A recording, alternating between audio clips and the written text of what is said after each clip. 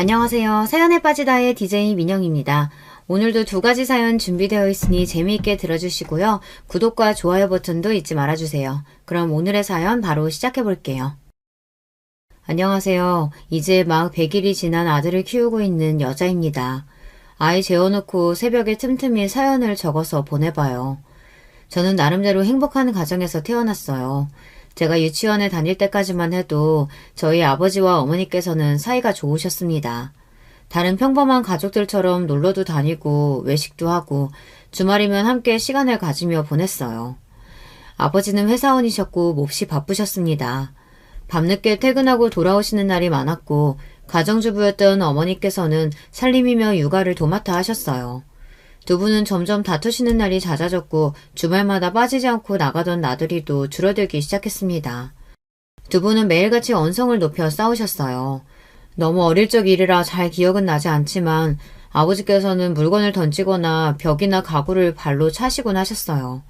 어머니께서는 항상 겁에 질린 목소리로 그만하라고 애원하고 눈물을 흘리셨어요. 저는 방 안에 숨어 두 분의 다툼이 빨리 끝나기만을 숨지겨 기다렸습니다. 더 이상 저희 가족은 행복하지 않았고 집 안의 공기는 너무나 무겁게만 느껴졌습니다. 그러던 어느 날 학교를 갔다 돌아오니 어머니께서 커다란 가방에 짐을 싸고 계셨어요. 너무나 놀라 어머니께 지금 뭐 하시는 거냐, 짐은 왜 싸는 거냐 여쭤봤고 어머니께서는 집을 나갈 거니 너도 빨리 짐을 챙기라고 하셨습니다. 그 말에 저도 덩달아 아무것도 모른 채로 급하게 짐을 챙기기 시작했어요. 짐이라고 해봤자 당장 사용할 옷까지 몇 개뿐이었습니다. 그렇게 어머니의 손을 잡고 집을 나섰고 어머니께서는 더 이상 이 지긋지긋한 집구석에서는 못 살겠다며 울분을 토하셨습니다. 나중에서야 안 사실이지만 아버지께서는 외도를 하고 계셨다고 해요. 어머니께서 그 사실을 알고 몇 번이나 아버지를 추궁하셨지만 아버지께서는 불륜녀와의 만남을 멈추지 않았고 지친 어머니께서는 결국 이혼을 선택하신 것이었습니다. 당시만 해도 간통죄가 존재하던 시절이었는데 어머니께서는 고소를 진행할 돈도 지식도 없었어요. 합의 이혼을 해주는 대가로 아버지께 저와 둘이 살만한 아파트를 받아내셨어요. 양육권도 어머니가 갖게 되었고 아버지께서는 매달 약간의 양육비를 보내주기로 약속하셨습니다. 그렇게 저와 어머니는 둘이서 좁은 구축 아파트에서 함께 살기 시작했어요. 전에 살던 아파트와는 비교도 되지 않는 낡은 집이었지만 그래도 저는 상관없었어요. 매일 회사 일 하시느라 바빠 대화조차 제대로 하지 못했던 아버지보다는 저를 늘 돌봐주시던 어머니와 살게 된 것이 좋았거든요. 어머니께서는 평생을 집에서 살림만 하시던 분이라 갑작스레 하게 된 경제활동에 적응을 하기 힘들어 하셨어요. 식당 일, 청소부 일, 각종 허드렛 일을 가리지 않고 하다 결국 정착하신 것이 콜센터 상담원 일이었습니다. 하루 종일 전화를 걸어 인격모독을 해대는 진상 고객들을 상대하다 보니 어머니께서는 점점 심적으로 피폐해져 가셨어요. 술 없이 잠들지 못하는 날이 늘어갔고 제게도 자주 화를 내셨습니다. 그래도 저는 그런 어머니라도 좋았어요. 어머니가 제게 욕을 하셔도 손찌검을 하셔도 어머니께 예쁨 받고 싶었고 사랑받고 싶었습니다.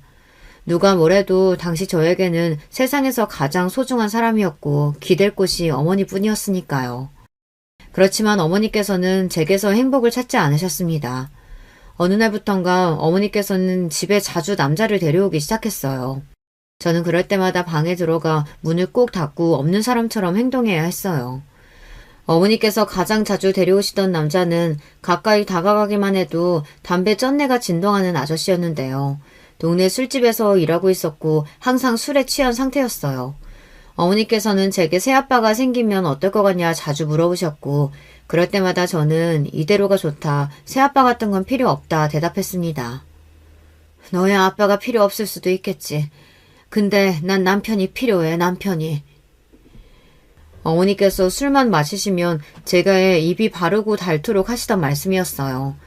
아마 당시에 어머니께서는 심적으로 몹시 외롭고 지친 상태셨던 것 같아요. 그 아저씨와 어머니께서는 이혼하기 전 부모님처럼 하루가 멀다 하고 싸우셨어요. 아저씨는 바닥에 술병을 던지기도 하고 집에서 담배를 뻑뻑 피우기도 하고 어머니뿐만 아니라 제게도 자주 화를 내셨습니다. 만약 저 아저씨와 어머니가 재혼을 하게 된다면 난 저 아저씨한테 아버지라고 불러야 하는 건가? 생각만으로도 너무 끔찍한 상상이었고 제발 아저씨와 어머니가 하루빨리 헤어지기만을 바랬어요. 그러나 언제나 불안한 예감은 현실이 된다고들 하잖아요. 결국 어머니께서는 그 아저씨와 재혼을 결심하셨고 저는 그 사실이 몹시 절망스러웠지만 싫은 티를 낼 수가 없었습니다. 혹여나 제가 아저씨 마음에 들지 않는다면 어머니께서 절 버리실까봐 무서웠거든요. 우리 오랜만에 외식하자. 제일 좋은 옷으로 챙겨 입고 나와. 그러던 어느 날 어머니께서는 갑작스레 제게 외식을 가자고 하셨어요. 갑자기 무슨 일인가 싶었지만 영문도 모른 채 어머니를 따라 나섰습니다. 식당에서 저희를 기다리고 있던 것은 다름 아닌 아버지였습니다. 정말 오랜만에 만나 뵙는 아버지였는데 제 기억 속의 모습과 거의 달라지지 않는 모습이었어요. 어머니와 아버지께서는 몹시 형식적으로 딱딱한 대화를 나누셨습니다. 정확하게 기억은 안 나지만 양육권 관련된 내용과 앞으로 절대 연락을 하지 않겠다는 느낌의 대화였던 것 같아요. 두 분은 음식에 거의 손도 대지 않으셨지만 저는 오랜만에 먹는 바깥 음식이 너무 맛있어서 허겁지겁 돈가스를 입에 우겨 넣었던 기억이 납니다. 그렇게 식사 자리가 끝나고 어머니께서는 제게 잘 지내라는 인사를 하셨어요. 잘 지내라니 그게 무슨 말씀이시냐, 설마 나를 버리는 거냐 어머니를 부여잡고 울었지만 어머니께서는 매정하게 제 손을 떼어내고 가버리셨습니다. 아버지는 그런 저를 보며 한마디도 먼저 입을 열지 않으셨어요. 어머니가 사라지고 나서도 한참 동안 울던 제가 조금씩 울음을 그치자 그제서야 저를 데리고 차로 향하셨습니다. 어린 제가 느끼기에 아버지께서는 꼭 기계 같았어요. 감정이 없는 로봇이요. 제가 여기서 더 울고 아버지를 귀찮게 하면 아버지도 어머니처럼 절 버리고 갈지 모른다는 생각이 들었습니다. 울음이 나올 것 같았지만 입술을 깨물며 꾹 참았습니다. 그렇게 차를 타고 집으로 돌아가는 내내 차 안에는 침묵만이 맴돌았어요. 아버지께서는 여전히 저와 어머니와 함께 지내던 그 집에서 살고 계셨어요. 제가 떠나기 전과 달라진 점이 있었다면 그곳에 어머니 대신 다른 여자가 있었다는 사실이었죠. 못마땅한 표정으로 저를 바라보던 그 여자 뒤에는 3살 난 여자아이가 저를 호기심 가득한 눈으로 쳐다보고 있었어요. 나중에서야 알게 된 사실이지만 역시나 예상했던 대로 어머니와 재혼을 하기로 한 그 남자가 결혼을 하고 싶으면 저를 떼내고 오라고 말했고 저와 그 남자 사이에서 고민하던 어머니께서는 아버지께 연락을 해서 저를 떠넘기셨던 것입니다. 아버지께서는 어머니와 이혼하시고 바로 상간녀와 결혼해 새 가정을 꾸리고 살고 계셨어요. 새로운 부인과의 사이에서 딸도 낳고 잘 살고 있었는데 갑자기 연락이 와서 애를 데려가라니 몹시 당황하셨다고 합니다. 분명 이혼할 때 네가 데리고 살겠다고 하지 않았냐. 난 절대 못 키운다 딱 잘라 거절했지만 어머니께서는 당신이 안 데려가면 고아원에다 버리겠다. 양육권 다 포기할 테니 당신이 데려가서 알아서 키워라. 대신 앞으로 평생 동안 다시는 연락도 안 하고 없는 사람처럼 살겠다 말씀하셨다고 해요. 알고 보니 어머니께서는 이혼 후로 꾸준히 저를 핑계로 아버지께 돈을 빌려달라거나 어려운 일이 생길 때마다 연락하여 귀찮게 굴어오셨다고 합니다. 그 문제로 새로 결혼한 여자와도 많이 싸우고 있었고 이참에 아예 애를 데려오면 적어도 앞으로 연락하고 지낼 일은 없겠다 싶어 저를 맡기로 하셨던 것이었어요. 그렇게 저는 아버지와 새어머니와 그리고 이복 동생과 함께 살기 시작했어요. 당연히 새어머니께서는 저를 탐탁찮아 하셨어요. 그렇지만 저는 새어머니께 이쁨 받고 싶었고 단란해 보이는 가족 사이에 끼고 싶었습니다. 부모님께 예쁨 받고 싶었고 그래서 노력했어요. 언제나 새어머니께 살갑게 구려고 했고 동생도 잘 돌봐주려고 했습니다. 그렇지만 새어머니께서는 언제나 저를 못마땅하게 보셨어요. 둘이 두면 얘가 우리 애한테 무슨 해코지를 할지 모른다며 절대 저와 동생을 단 둘이 두지 않으셨습니다. 애가 지 엄마를 닮아가지고 표정부터 악독하다면서 저런 애를 키우게 되다니 아이고 내 팔자야 하시며 크게 혀를 차시거나 저 들으라는 듯 욕을 하시고는 했어요. 새어머니께서는 제 끼니도 제대로 챙겨주지 않으셨고 당시 10살배기였던 저는 혼자서 라면을 끓여 먹거나 냉동식품을 전자레인지에 돌려 먹고 밥솥에 남아있는 밥을 꺼내 냉장고에 있는 반찬들로 혼자 차려 먹을 수 있을 정도로 철이 일찍 들었습니다. 새어머니께서는 언제나 동생 생각뿐이셨고 저는 뒷전이었어요. 반겨주시리라 생각도 하지 않았지만 예상보다 더 심한 처우에 몹시 외롭고 괴로운 시간들이었습니다. 동생은 저를 조금 무서워하고 낯설어하긴 했지만 착한 아이였어요. 새어머니께서 본인 먹으라고 챙겨준 간식을 제게 나눠주기도 하고 함께 그림을 그리면서 놀기도 하고 제 이야기에 웃어주고 제게 친절하게 대해주었습니다. 저를 몹시 싫어하시는 새어머니와 제게 아무 관심도 없으신 아버지와 함께 살아야 하는 집이 정말 숨막히고 싫었는데요. 그나마 동생이 있어서 조금 버틸 수 있었어요. 시간이 흘러 동생은 초등학교에 입학하게 되었고 저도 그 자리에 참석해 동생을 축하해주고 싶었지만 어머니께서는 저를 동생의 초등학교 입학식에 데려가시지 않았습니다. 대외적으로 저는 가족 사이에 없는 아이나 마찬가지였어요.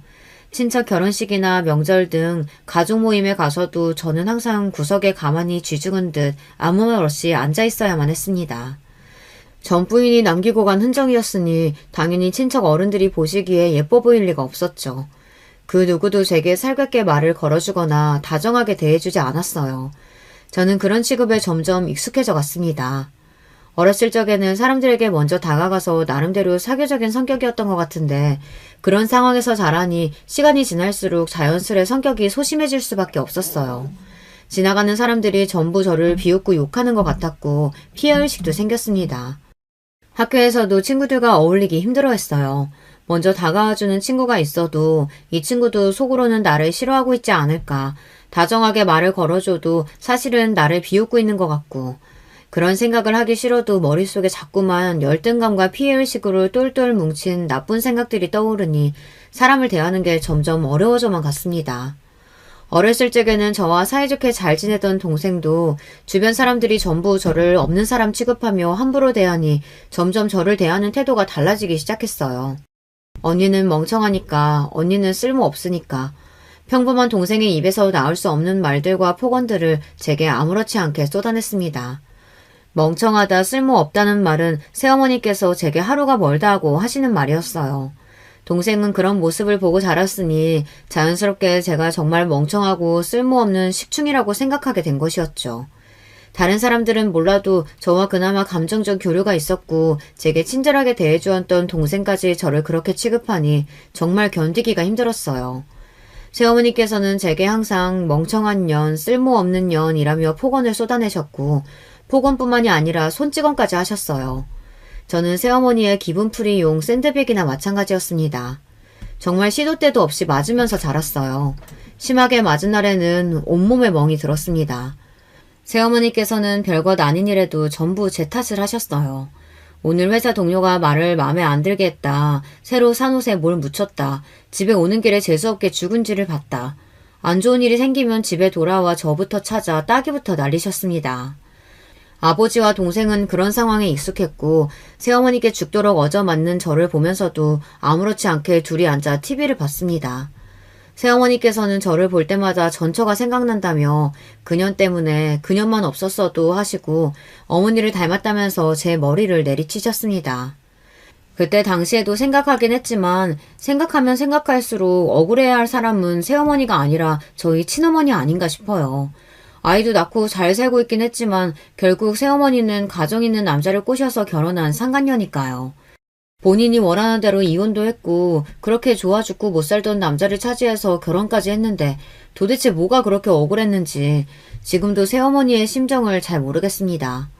매일같이 맞으며 멍을 달고 다니니 학교 선생님은 제게 조심스레 혹시 집에서 부모님이 저를 때리시냐 물어오셨어요. 저는 손사래를 치며 아니라고 대답했습니다. 혹시 제가 집에서 맞고 산다는 걸 들키면 집에서 쫓겨나고 시설로 옮겨질까봐 겁이 났어요. 맨날 맞고 살았어도 저는 그 집에 머물고 싶었습니다. 그곳에서마저 쫓겨나면 정말로 세상에 혼자 남겨지는 기분이었거든요. 지금 와서 생각해보면 그때 제가 조금 더 선생님께 도움을 적극적으로 요청했으면 제 인생이 달라지지 않았을까 하는 생각도 들어요.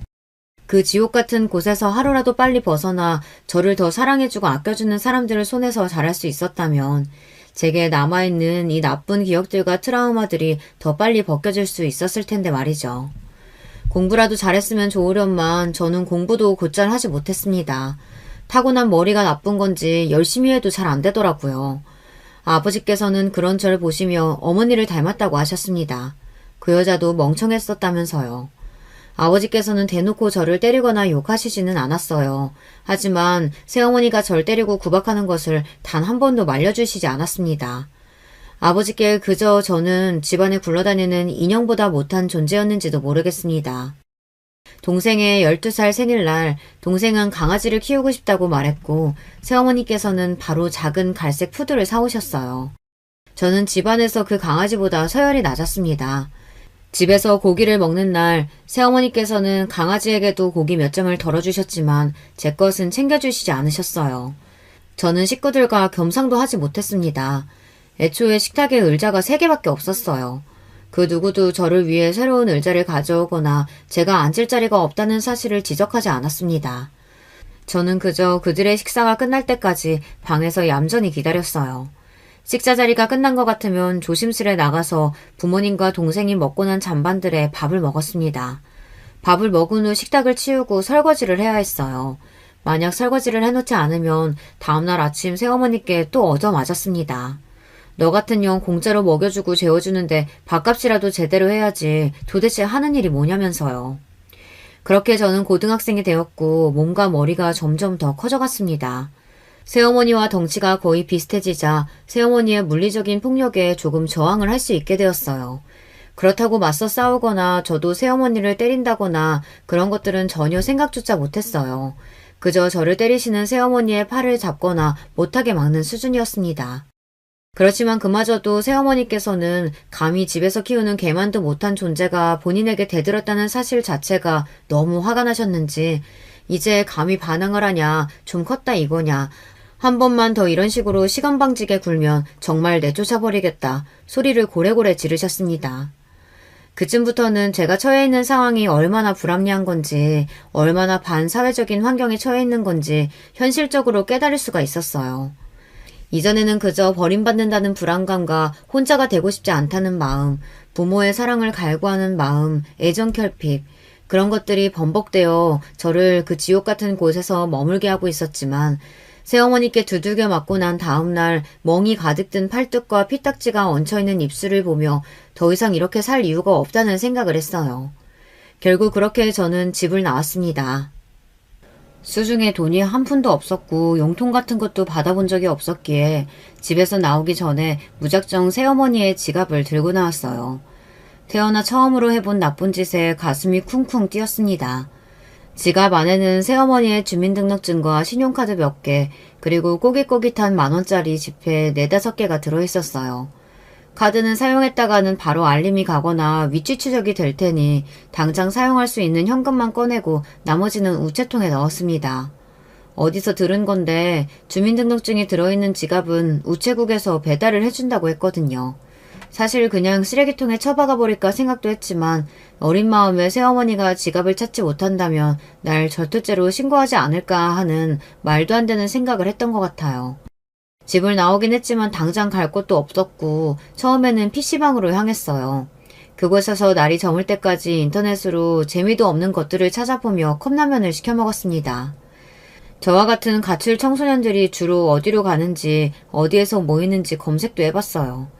그러나 제대로 된 정보는 나오지 않았고 밤이 늦어지자 PC방 직원이 제게 다가와 미성년자는 이제 나가야 된다며 저를 쫓아냈습니다. 갈 곳이 없었던 저는 찜질방으로 들어갔어요. 그날 이후로 며칠 동안 찜질방에서 먹고 자며 지냈습니다. 학교에도 말없이 나가지 않았습니다. 처음에는 누군가 나를 찾아오지 않을까, 경찰이나 학교에서 제 행방을 찾지 않을까 하는 일말의 기대도 했지만 찜질방에서 지내는 며칠 동안 그 누구도 저를 찾아오지 않았습니다. 저는 그 당시에 핸드폰도 없었어요. 저보다 훨씬 어린 동생은 핸드폰이 있었지만 저는 핸드폰을 가지지 못했습니다. 차마 부모님께 핸드폰을 사달라는 말씀조차 드리지 못했어요. 핸드폰은커녕 교복도 다 떨어질 때까지 입었는데 당연한 일이었죠. 애초에 핸드폰이 있을 필요성도 느끼지 못했습니다. 그 누구도 저한테 연락할 일이 없었을 테니까요. 찜질방에서 며칠 지내다 보니 저와 처지가 비슷한 것 같은 여자아이 한 명을 발견할 수 있었습니다. 그 아이는 제 또래처럼 보였는데요. 찜질방을 나가지 않고 며칠 동안 그 안에서 지내고 있었어요. 그 아이도 저를 보고 비슷한 생각을 했는지 먼저 말을 걸어왔어요. 당시 저는 또래 아이들뿐만 아니라 타인을 대하는 것이 몹시 어려웠거든요. 당황하면 말도 심하게 더듬고 남들이 보기에는 어딘가 모자란 애처럼 보였을 수도 있었을 것 같아요. 그렇지만 그 아이는 그런 저를 보고 비웃거나 이상하다 피하지 않았어요. 편하게 이야기를 나눠주었어요. 그 아이는 아버지와 단둘이 살던 아이였는데 아버지가 매일같이 술을 먹고 들어와서 본인을 때렸다고 했어요. 그러면서 제게 팔뚝과 허벅지에 흉터를 보여줬는데 벙뿐만 아니라 날카로운 것에 긁힌 것 같은 상처도 있었습니다. 그래도 성인이 될 때까지는 어떻게든 버텨보려고 했는데 얼마 전에 술에 잔뜩 취해 들어와서는 흉기를 들고 본인을 위협하기에 도저히 이대로는 안 되겠다 싶어서 도망쳐 나왔다고 했어요. 그때 도망쳐 나오지 않았으면 본인은 죽고 아버지는 깜빵에 갔을지도 모르겠다며 웃는데 웃는 얼굴이 웃는 게 아니더라고요. 일단 살기 위해 도망쳐 나오기는 했는데 가진 돈도 없고 어디로 가야 할지 몰라 찜질방에서 지내고 있다고 했어요. 그 이야기를 듣고 저도 제 상처들을 보여주며 제 이야기를 해주었습니다. 모든 이야기를 들은 친구는 어떻게 그런 나쁜 사람이 있을 수 있냐며 본인의 일처럼 화내주었어요. 본인은 어렸을 적부터 어머니가 없이 자라서 어머니에 대한 환상이 조금 있었는데 꼭 모든 어머니가 착한 건 아니구나 하면서요. 그러면서 그 친구는 자기가 여기서 며칠 동안 지내면서 들은 이야기가 있는데 우리 같은 처지의 아이들이 모여서 살 수 있는 아지트 같은 공간이 있다면서 혹시 괜찮다면 같이 거기를 가보지 않겠냐고 얘기를 꺼냈습니다. 처음에는 솔직히 조금 무서웠어요. 좋은 아이 같기도 했지만 혹시 이게 날 납치하려는 수법이면 어떡하지? 나를 납치해서 인신매매를 하거나 장기 밀매를 하려는 속셈은 아닌가 싶었거든요. 제 그런 걱정이 얼굴에 나타났는지 친구는 웃으며 본인도 이야기를 듣긴 했는데 혼자서는 겁나서 못 가고 있었던 거라며 너랑 둘이 같이 가면 그래도 나쁜 짓은 안 당할 것 같아서 이야기를 꺼내는 거다 말해주었어요. 그 말에 저도 조금 더 용기가 났고 그렇게 저와 친구는 아지트를 향했습니다. 아지트는 겉으로 보기에는 평범한 빌라의 옥탑방이었는데요. 갇힐 청소년들이 모여서 사는 곳이었어요. 다행히도 남자들은 아무도 없었고 한 대학생 언니가 그 모임의 장이라고 했습니다. 그 언니는 가정폭력의 피해자였고 미성년자의 나이로 가출해서 돈을 모아 이 옥탑방을 샀고 그 뒤로 본인과 같은 상황에 처해 있는 아이들이 지낼 보금자리를 제공해주고 있다고 했어요. 솔직히 처음에는 가출팸이니 뭐니 하면서 삐뚤어진 아이들끼리 모여서 술을 마시거나 담배를 피며 못된 짓을 하는 곳이지 않을까 지레 짐작했었는데요. 그곳에서 지내는 아이들은 다들 너무나 착하고 멀쩡한 바른 친구들이었습니다. 다들 집을 나올 수밖에 없었던 기구한 사연이 있었어요. 한 친구는 다리가 저렸는데 어머니가 의자로 다리를 내려치며 장애인을 만들었다고 했어요. 심지어 새어머니도 아니고 친어머니였는데 심한 알코올 중독자였다고 합니다. 한 친구는 새아버지가 자꾸 몰래 훔쳐보고 못된 짓을 하려고 해서 도망쳐 나온 것이었고 참다 못해 어머니께 그 사실을 말씀드렸는데도 네가 좀 참으라며 새아버지의 성희롱을 방관했다고 했어요. 참 이 세상에 나만 불행한 줄 알았는데 나보다 더 어려운 상황에서 자란 아이들이 많았구나 싶었습니다. 그곳에서 저는 성인이 될 때까지 공부도 하고 일도 하며 지냈어요. 지금도 그 대학생 언니와 저를 그곳에 데려가준 친구에게는 고마운 마음입니다. 그 긴 시간 동안 가족들은 그 누구도 저를 찾지 않았어요. 그때 저는 인정할 수밖에 없었습니다. 가족들에게 저는 키우는 개만도 못한 존재였다는 사실을요. 키우던 개가 집을 나갔어도 그렇게까지 아무런 관심이 없지는 않았을 거예요. 아지트에서 함께 지내던 한 친구의 도움으로 미용 일을 배워 미용사를 시작했어요. 미용 일은 어려웠지만 제 적성에 잘 맞았어요. 어느 정도 돈이 모이자 아지트에서 나와 자취를 시작했고 그렇게 꾸준히 돈을 모으며 일을 하다 보니 정식으로 미용사 이름표도 달고 다른 사람들처럼 나름대로 멀쩡하게 번듯하게 살게 됐어요. 함께 일하는 미용실 동료 소개로 만난 남편과도 이야기가 잘 통해서 결혼 이야기를 나누게 되었고요. 그렇지만 차마 제가 살아왔던 환경에 대해서는 솔직히 말할 수가 없었습니다. 부모님께서는 이혼하셨고 새어머니께 맞고 자랐으며 집에서는 개만도 못한 취급을 받았다고. 그 사실을 전부 알게 되면 남편이 저를 떠나버릴 것 같았어요. 그래서 저는 거짓말을 했습니다. 일찍이 부모님 두 분 모두 돌아가시고 혼자서 자랐다고요. 남편은 그 이야기를 듣고 얼마나 고생이 많았냐며 이제는 본인이 가족이 되어주겠다고 말해주었어요. 남편을 속인 것 같아 미안하고 찝찝한 마음이 들기는 했지만 당시에는 잘한 선택이라고 생각했습니다. 결혼을 한다고 해서 부모님께 연락을 드리고 싶지도 않았고 남편을 소개시켜드리고 싶지도 않았어요. 알고 보니 남편도 새어머니 밑에서 자란 사람이었어요. 친어머니께서는 남편이 어렸을 때 일찍 이혼하시고 연락을 끊고 산 지 오래였고 10살 때부터 새어머니 밑에서 자랐다고 했습니다. 남편은 남동생이 한 명 있었는데 둘 다 새어머니 친자식이 아니었어요. 새어머니께서는 재혼 후 자식을 낳지 않으셨고 남편과 남동생을 친자식처럼 여기며 키우셨습니다. 새어머니께서는 비록 배 아파 낳지는 않았지만 둘은 가슴으로 낳은 자식이라며 지금껏 단 한 번도 친자식이 아니라고 생각해 본 적이 없다고 하셨어요. 같은 새어머니인데도 이렇게 다를 수가 있구나 싶었고 부모님께서 이혼을 했는데도 이런 화목하고 행복한 가정에서 사랑을 받으며 자랐다니 속으로 남편이 많이 부러웠어요. 시부모님께서는 부모 없이 자라서 얼마나 힘들었냐며 이제부터 우리를 친부모처럼 생각하고 살자 말씀해 주셨고 사실상 거의 부모 없이 자란 거나 마찬가지였지만 시부모님의 말씀에 조금 양심이 찔리기는 했습니다. 어찌됐든 제 친부모님들은 두 분 다 멀쩡히 살아계셨고 저를 나름대로 키워주신 새어머니께서도 마음만 먹으면 연락을 드릴 수 있었으니까요. 나쁜 의도는 없었지만 제 신분과 출신을 속인 것이니 마음이 편할 리가 없었습니다. 그렇지만 이제 와서 모두 사실 거짓말이었다. 부모님이 두 분 다 계신다 사실을 밝힐 수는 없었어요. 결국 그렇게 혼주석을 비운 채 결혼식이 진행되었어요. 결혼을 하고 나니 정말 제가 가족이 생긴 것 같은 기분에 참 신기했습니다. 평생 동안 외톨이로 살 줄로만 알았는데 맘 편하게 기댈 수 있는 내 편이 생기게 되었고 그 사실만으로도 마음이 많이 안정되었어요. 가족이라는 울타리가 주는 안정감이 이렇게 크구나 싶었습니다. 그렇게 행복하고 안락한 결혼 생활을 보내던 와중 도련님께서 결혼을 하시게 되었어요. 상대 여자는 저와 동갑이었고 도련님보다 5살 연상이었습니다. 저와 다른 점이 있다면 조건이 몹시 좋은 여자였다는 사실이었어요. 부모가 사업을 하는 부잣집 딸이라고 하더라고요. 본인은 대학원을 나와 공부를 하느라 특별한 직업이 없었지만 나이에 비해 얼굴도 예쁘장하고 관리가 잘 된 느낌이었어요. 공부하느라 지금껏 남자도 잘 못 만났고 도련님과의 만남이 첫 연애라고 하더라고요. 상견례 자리에서 처음 만나게 되었는데 듣던 대로 성격도 몹시 싹싹하고 밝고 사교적인 여자였어요. 소심한 저와는 다르게 첫 만남부터 낯선 사람에게 말도 잘 붙이고 활발해 보였습니다. 그런 동서에게 첫눈에 호감이 갔고 도련님께서 결혼할 여자를 참 잘 골랐다고 생각했어요. 그렇게 도련님의 결혼은 문제없이 착착 진행됐고 무사히 시까지 올렸습니다. 동서는 제가 미용실에서 일한다는 사실을 알고 일부러 미용실을 찾아와 머리도 하고 직원들에게 간식을 쏘기도 했어요.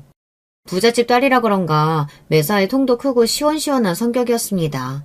주변 지인들에게 미용실 소개를 시켜주기도 하고 동서 덕분에 저를 찾는 손님이 꽤 많이 늘었어요. 그런 동서에게 참 고마운 마음이었습니다. 함께 살던 친구를 제외하고는 마땅한 또래 친구가 없었던 저는 동서와 빠르게 사이가 가까워졌어요. 나이도 동갑인데다가 관심사나 취향도 놀랄 정도로 비슷해서 함께 맛집을 찾아다니거나 카페를 다니며 수다를 떨고는 했습니다. 저와 동서는 얼마 지나지 않아 완전히 단짝이 되었어요.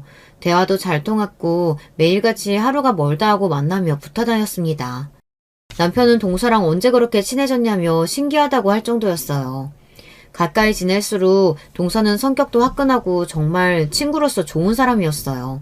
저보다 본인 형편이 더 넉넉하니 밥도 잘 샀고 입이 떡 벌어질 정도로 비싼 선물도 자주 사주고는 했습니다. 저도 그런 동서에게 직접 만든 반찬을 가져다 주거나 좋은 물건이 들어오면 꼭 하나씩 빼서 챙겨놨다가 동서에게 건네주고는 했어요. 동서는 정말 다 좋은 사람이었지만 한 가지 단점이 있다면 질투가 좀 심했습니다. 지나가는 예쁜 여자들을 보며 흉을 보는 것이 일상이었어요. 저 여자는 코 했네, 눈을 했네, 들고 있는 가방이 짝퉁이네. 도련님 주변의 여자들도 다들 하나같이 싸 보인다느니 뒷담화를 했습니다. 본인보다 조금이라도 더 잘나 보이는 사람이 있으면 까내리기 급급했습니다. 지금 와서 돌이켜보면 동서 눈에 제가 모든 면에서 동서보다 모자랐기에 저와 그렇게 친하게 지낼 수 있었던 것 같아요. 어디 하나라도 동서가 저보다 못한 면이 있었다면 제게 그랬듯 다른 사람에게 저를 질투하며 뒷담화를 했겠죠. 그저 작은 단점이라고 치부하기에는 조금 큰 문제였지만 당시에는 친한 친구가 생겼다고 생각해서 동서 비위 맞추기 급급했던 것 같아요. 혹여나 제가 말 한마디 잘못해서 동서 기분을 상하게 하거나 사이가 어색해지고 싶지는 않았거든요. 그렇게 동서와 가까이 지내던 어느 날 저는 술을 잔뜩 마시고 그동안 숨겨왔던 제 가정사를 동서에게 이야기하게 되었어요. 새어머니께 가정폭력을 당하고 가출해 가출 청소년들과 모여 살았던 이야기. 어머니 아버지 둘 다 멀쩡히 살아계시는데 시댁 식구들에게 고아인 척 속이고 있다는 이야기. 누가 들으면 그것 좀 속이는 게 뭐가 나빠서 그러냐 말할 수도 있겠지만 저는 거짓말을 했다는 사실이 계속 마음에 걸렸던 것 같아요. 계속해서 누군가에게 털어놓고 싶었는지도 모르겠습니다. 모든 이야기를 들은 동서는 본인의 일처럼 몹시 안타까워하며 너무 힘들었겠다. 그래도 그동안 잘 버텼다. 비밀은 지켜줄 테니 걱정하지 마라. 저를 다독여줬고 저는 그날 이후로 동서에게 더 깊은 친밀감을 느끼게 되었습니다. 그 뒤로도 저와 동서는 꼭 붙어 다녔어요. 꼭 든든한 지원군이 생긴 것 같다고 생각했습니다. 어려운 일이 생기면 털어놓기도 하고 서로 정말 친한 단짝 친구처럼 소중한 존재라고 생각했어요. 하지만 그런 생각은 저 혼자만의 생각이었던 것 같아요. 동서가 변하기 시작한 것은 제가 동서에게 임신 소식을 알렸을 때부터였습니다. 저와 남편은 결혼하고도 꽤 오랫동안 아이를 가지지 않았었어요. 저는 결혼하기 전부터 아이를 갖는 것에 부정적인 입장이었습니다. 제가 자라온 환경 탓에 좋은 부모를 보고 자라지 못했으니 저 스스로가 좋은 부모가 되어 아이를 잘 키워낼 자신도 없었고 사랑을 잘 해줄 자신도 없었어요. 남편도 저를 고아라고 알고 있었기에 아이를 잘 키울 자신이 없다는 제 마음을 이해했고 당신이 원하지 않는다면 꼭 아이를 가질 필요가 없다고 말해주었습니다. 그렇게 저희는 딩크족으로 살기로 했어요. 딩크족 아시죠? 자녀 없이 부부 둘 다 일을 하며 돈을 버는 가정을 말해요. 그렇게 번 돈으로 부부끼리 맛있는 것도 먹고 좋은 곳으로 여행 다니며 사는 가정이요. 동서와도 아이 이야기를 했었는데 동서도 아이를 가질 생각이 없다고 했어요.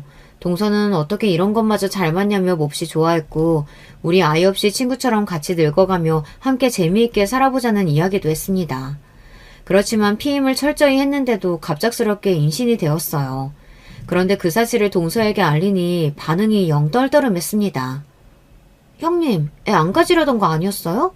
나한테 딩크족으로 산다고 했잖아요. 원래 그럴 생각이었는데 우리도 전혀 예상하지 못했던 임신이야. 그렇지만 생긴 걸 어쩌겠어. 생명을 지울 순 없잖아. 동서는 알겠다며 전화를 끊어버렸고 몹시 기분이 상한 것 같았어요. 서로 딩크족으로 살자며 친구처럼 늙어가자고 했는데 제가 배신을 했다고 생각해서 그런 건가 싶었습니다. 그래도 잠시 그런 거겠지. 시간이 지나면 괜찮아지겠지 했는데 아무리 시간이 지나도 동서의 태도는 변하지 않았어요. 동서와 저는 원래 자주 만나 나들이도 하고 식사도 자주 함께 했었는데요. 이제는 식사는커녕 전화 한 통이나 문자조차 제대로 답장을 해주지 않았습니다. 그뿐만 아니라 저를 거짓말쟁이 취급하며 매사에 거짓말하며 사는 사람이라고 애초부터 애 가질 생각 아니었냐. 식구들한테 고아라고 속인 것처럼 나도 속인 건 아니냐. 그 얘기를 처음 들었을 때부터 알아봤어야 했는데 자기가 바보였다며 제가 또 언제 거짓말을 할지 모르겠으니 가까이 못 지내겠다는 말까지 했어요.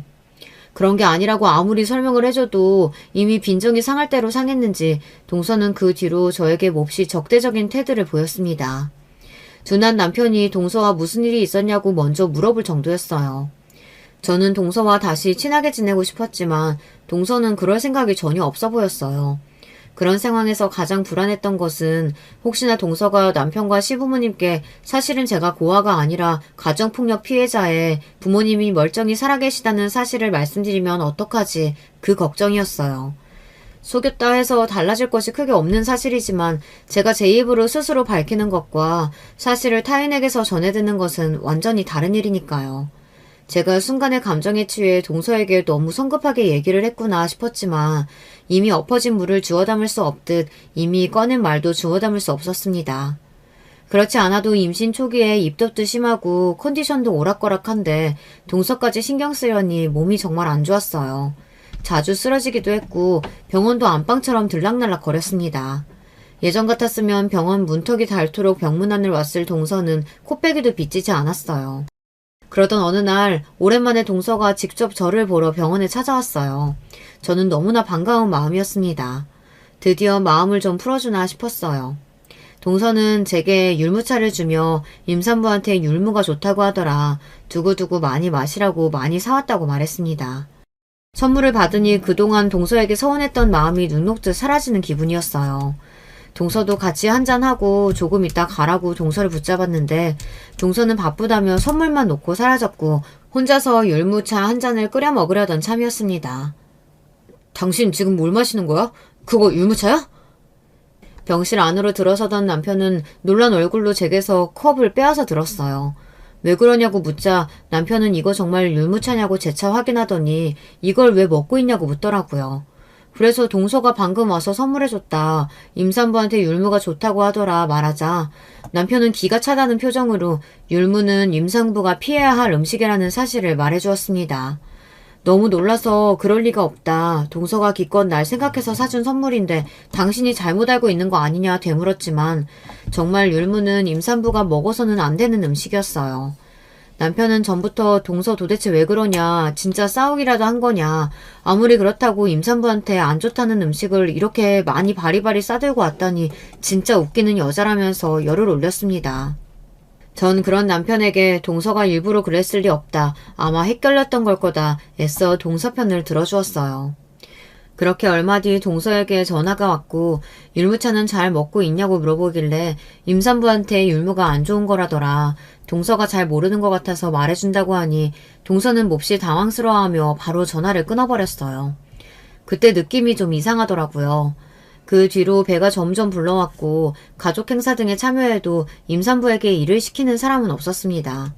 원래 저와 동서가 둘이 나눠하던 일들이 전부 동서 차지가 되었어요. 저는 동서와 계속 잘 지내고 싶었지만 동서는 저를 몹시 미워했습니다. 그런 동서의 눈치가 보여 일어나 일을 하려고 해도 식구들 모두 저를 뜯어말렸어요. 동서 혼자 일하는데 어떻게 그러냐 뭐라도 돕겠다 말씀드리면 시아버지께서는 임산부는 그래도 되는 거라며 제 편을 들어주셨습니다.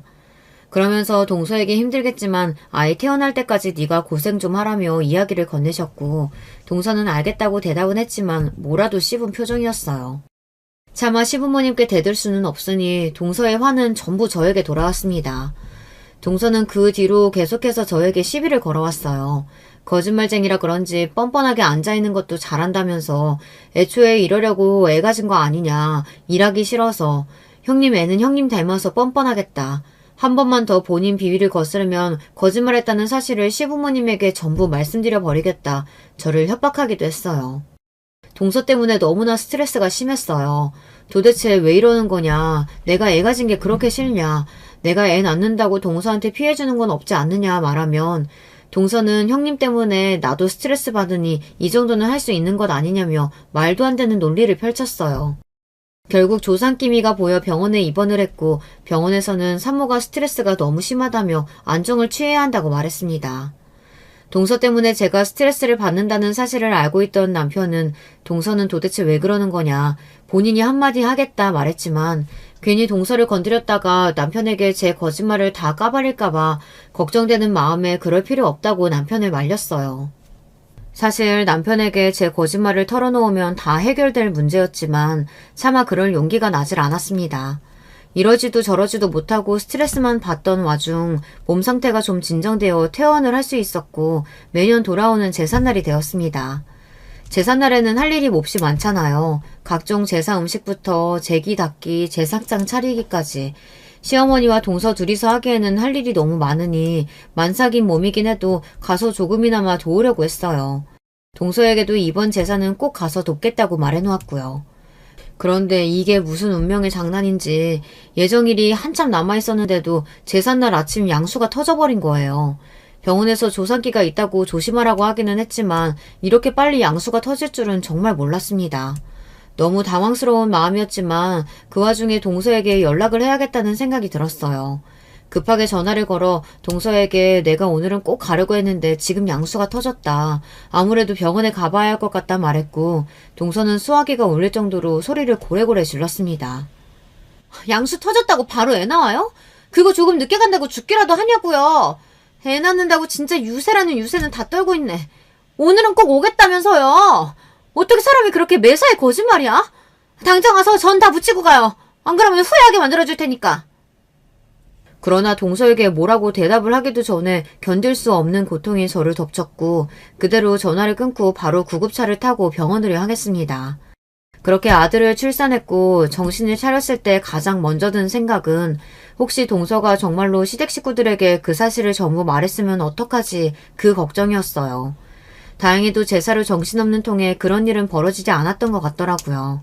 다행이다 싶었지만 한편으로는 더 이상은 이렇게 못 살겠다 싶었어요. 거짓말은 또 다른 거짓말을 낳는다고 더 이상 남편과 시댁 식구들에게 저를 속이고 싶지 않았습니다. 시어머님과 동서는 제사 뒷정리를 하느라 못 왔다고 했고 시아버님과 남편이 아이를 안고 들어와 너무나 고생했다며 장하다 저를 칭찬해 주셨어요. 아이 얼굴을 보자마자 눈물이 펑펑 쏟아져 나왔고 그 자리에서 남편과 시아버지께 그동안의 거짓말을 전부 말씀드렸습니다. 사실 저 고아 아니다. 부모님 두 분 다 멀쩡히 살아계신다. 근데 그동안 말할 용기가 없었다. 새어머니한테 맞고 자랐다. 집안에서 거의 내다 버린 자식이었다. 남편도 새어머니 밑에서 자랐는데 너무 행복해 보여서 부러웠다. 동서에게 이 사실을 털어놨는데 임신한 후로 계속 이 사실을 식구들에게 말해버리겠다고 협박했다. 같이 자식 없이 살자고 했으면서 어떻게 배신할 수가 있느냐며 나를 나쁜 년 취급했다. 너무 스트레스 받고 힘들었다. 틈만 나면 나한테 거짓말쟁이다. 나 같은 여자 밑에서 자랄 자식이 불쌍하다. 오늘도 아침에 양수가 쳐졌다고 전화하니 그거 좀 늦게 낳는다고 안 죽는다며 소리를 고래고래 질렀다. 도저히 이렇게는 못 살겠어서 지금 다 말씀드리는 거다. 속에서 너무 죄송하다. 줄줄이 제 속마음을 털어놓고 나니 정말 속이 뻥 뚫린 듯 시원했습니다. 제 이야기를 모두 들은 시아버지께서는 잠시 무언가를 생각하시는 듯 하더니 한숨을 푹 쉬고 입을 여셨어요. 사실 네 동서 애 안 낳는 게 아니고 못 낳는 거다. 불임이야. 전혀 예상하지도 못했던 말에 눈이 휘둥그레졌어요. 게다가 그 뒤에 나온 말은 더더욱 충격적이었어요. 그리고 이혼 경력이 한 번 있었단다. 전 남편하고는 의부증 때문에 헤어졌대. 우리도 결혼 후에 알게 됐다. 알고 보니 동서는 도련님과 결혼하기 이전에 한 번 결혼을 했던 적이 있었어요.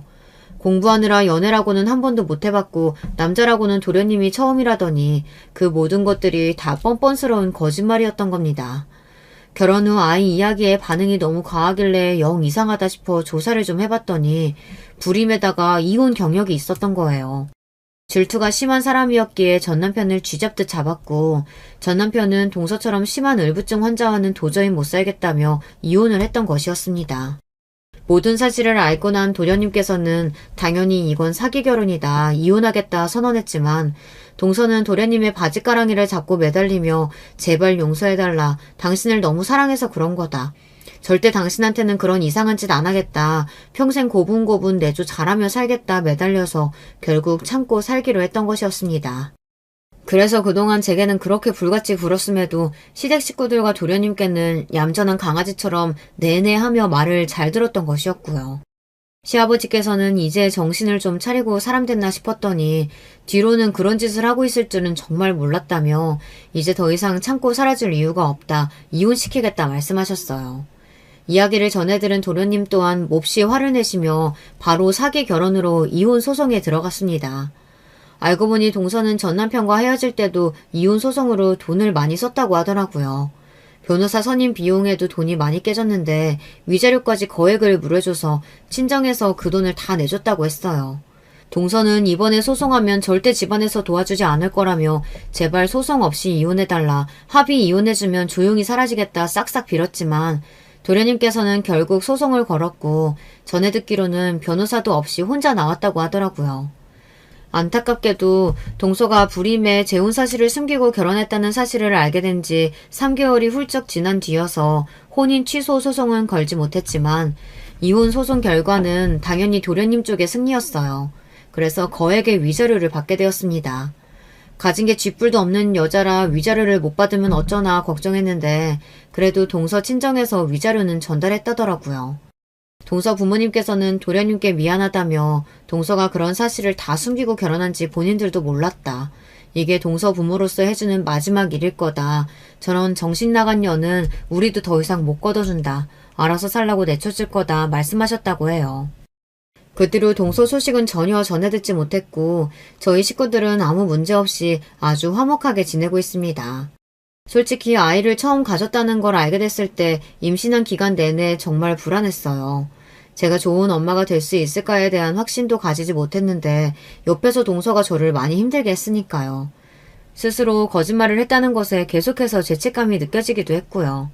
그렇지만 이제는 모든 문제가 해결되었고 모든 사실을 숨김없이 다 밝혔고 시댁 식구들은 그런 저를 아무런 편견 없이 받아들여 주었습니다.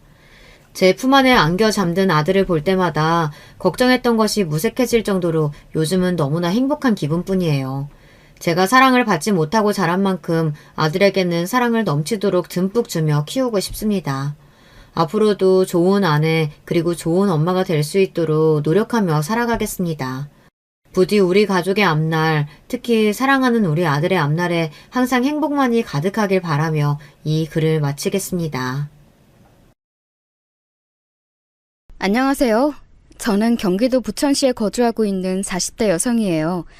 저는 오늘 제가 겪어본 경험담을 풀어보고 싶어서 사연에 빠지다 문을 두드리게 되었는데요. 결혼하기 이전에 제가 살아온 길은 단순한 듯 복잡하였던 것 같아요. 제가 9살 때였는데 아빠가 바람을 피우셨어요. 엄마한테 걸리셔서 두 분이 엄청 싸우셨었고요. 다시는 바람을 안 피우시겠다고 아빠가 그런 다짐을 하셨던 모습이 제 기억에 얼핏 남아있네요. 그리고 제가 11살 되던 해에 아빠는 돌아가셨죠.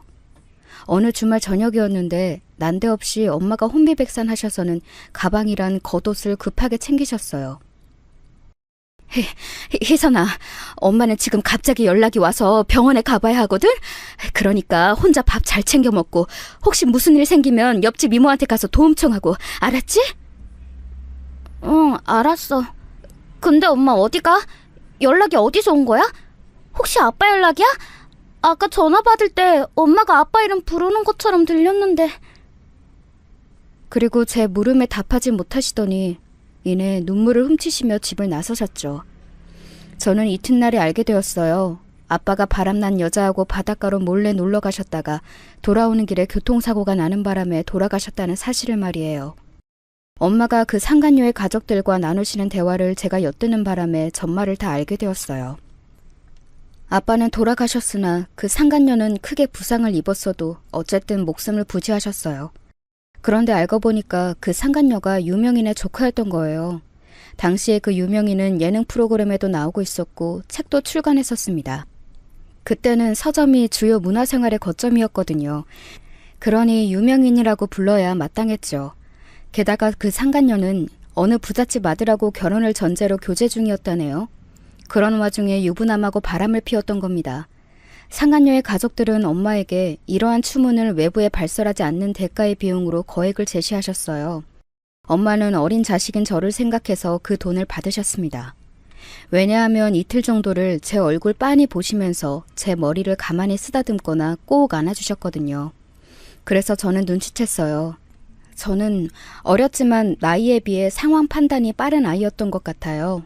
엄마에게 이런 소리를 했으니까 말이죠. 엄마, 이거 아무한테도 말하지 마. 돈 생겼다고. 이제 돈 많다고 그런 얘기 절대로 아무한테도 하면 안 돼? 당연하지, 우리 딸.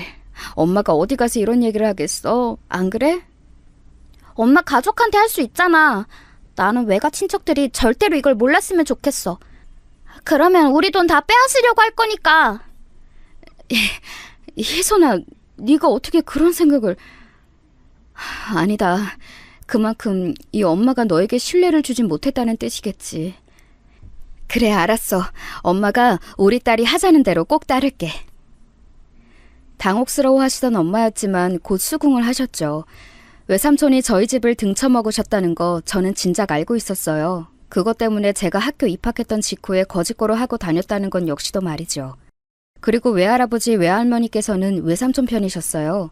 또한 언제나 큰이모한테는 아들만 둘 낳은 기특한 효녀, 시댁에서 사랑받을 며느리 이런 식으로 표현을 하셨는데 저희 엄마한테는 딸년 하나 덜렁 낳고 처량하게 산다라는 식으로 힐난하셨어요. 그러신 분들이 저를 기특해 하실 일은 없었죠. 희선이 저것은 기집애가 눈 똑바로 뜨고 어린 것이 할 말 다 하는데 벌써부터 싹수 노랗구나. 커서 뭐가 될는지 벌써부터 걱정이야. 기집애가 저러면 안 되는데.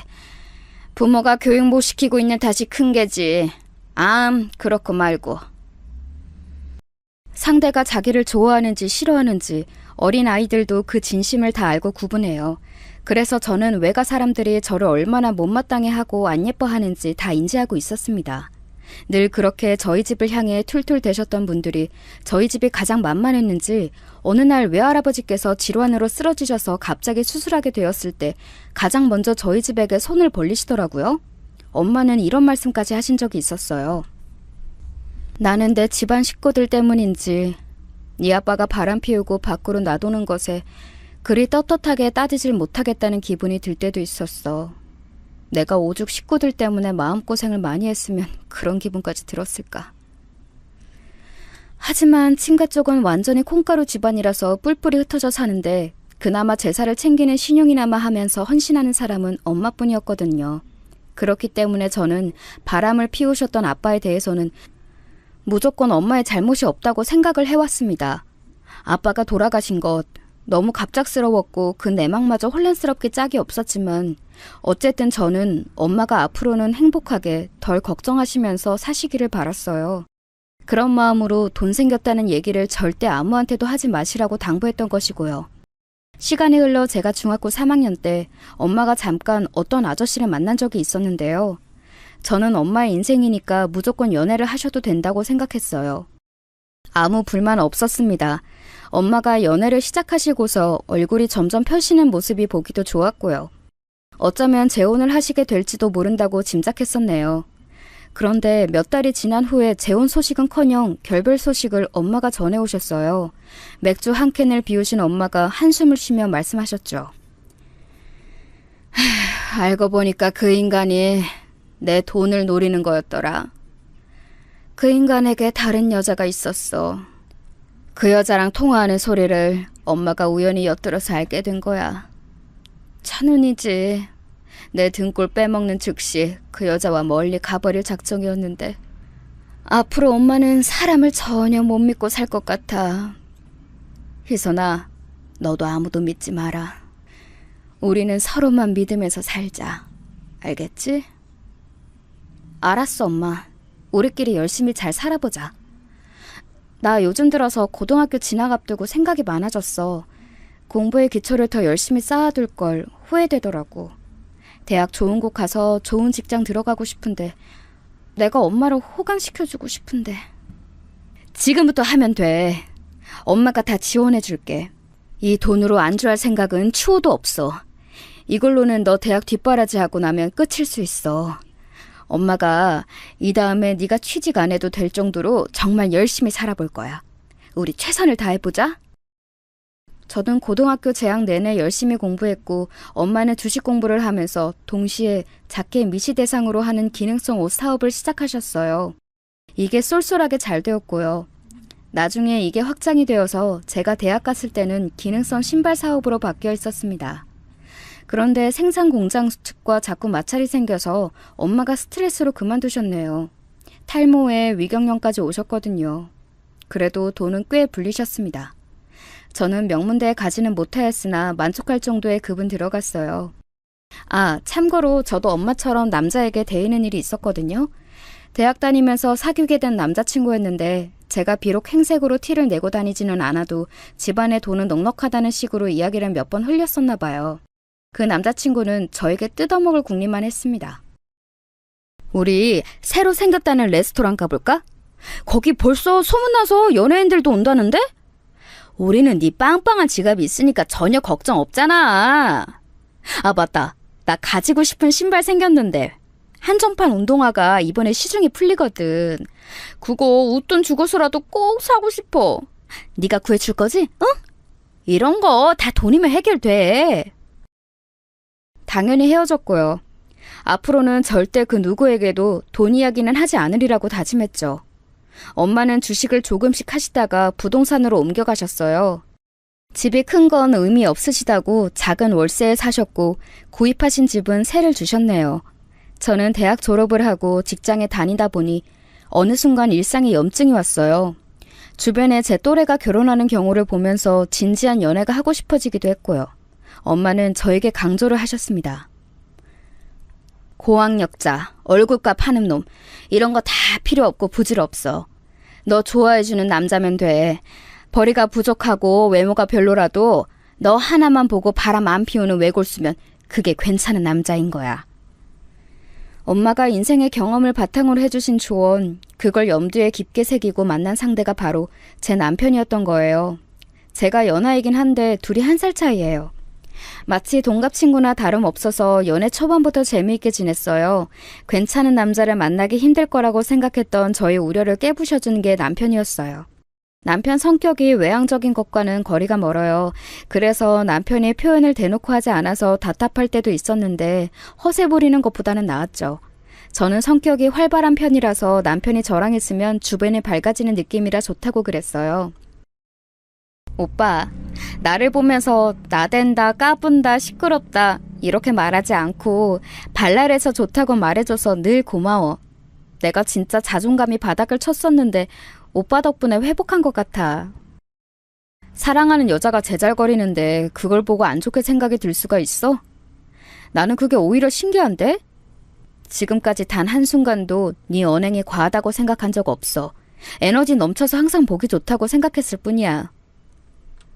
제가 남편이 너무 좋아서 먼저 결혼 의사를 드러냈고 얼마 후에 남편이 깜짝 프로포즈를 준비하면서 저희의 결혼이 급물살을 타게 되었어요.